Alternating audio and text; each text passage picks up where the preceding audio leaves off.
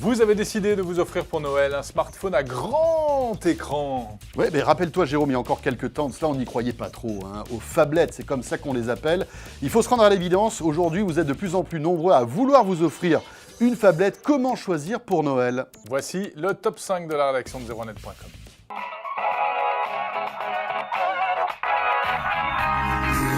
Et numéro 5 de ce classement, c'est un Lumia, et c'est le Lumia 1520.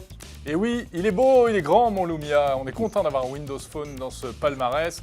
Un très beau smartphone, enfin phablette, c'est comme ça qu'il faut dire. On a la puissance, on a du Snapdragon 800. On a du PureView, donc super qualité photo, 20 mégapixels, au top pour faire de belles photos. Et on a une assez bonne autonomie, on est au-delà de 13 heures en surf sur le web. Attention, c'est grand, c'est 6 pouces, ce Lumia 1520. Mais après, quand on l'a adopté, difficile de s'en séparer. En quatrième position, eh bien, c'est l'iPhone 6 Plus. Et le fameux iPhone 6 Plus. Le premier iPhone grand format, ça y est, Apple a enfin écouté ses utilisateurs. Et ils nous ont sorti d'un coup d'un seul un mouse costaud, 5,5 pouces cet iPhone 6 Plus. Alors l'écran fait 5 pouces et demi, mais l'appareil lui-même est plus grand que d'autres smartphones. Oui. Qui ont une même taille d'écran parce qu'ils ne se sont pas embêtés, ils ont laissé des bords assez larges. Oui, les bords sur les côtés, en haut, en bas. Bref, c'est pas le smartphone le plus petit par rapport à la taille de son écran. Et non, puisque le but du jeu, c'est de conserver la ligne de l'iPhone.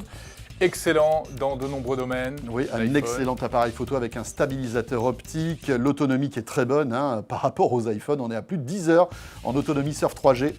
On peut déplorer donc un certain embonpoint, on l'a dit, et puis surtout, le prix. Si on choisit un iPhone, c'est parce qu'on est fan du monde Apple et notamment d'iOS, mais il faut sortir pas loin de 1000 €, même plus parfois.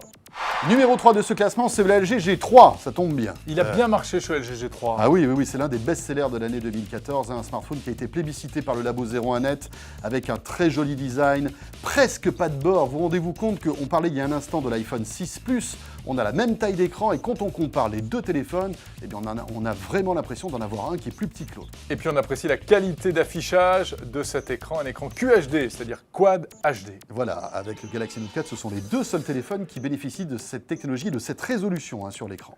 Particularité technique très appréciée des utilisateurs, le système de déverrouillage Knock-Arm. Vous savez, vous faites des tac-tac sur l'écran et puis ça allume l'appareil. Voilà, un des meilleurs smartphones photos sous Android.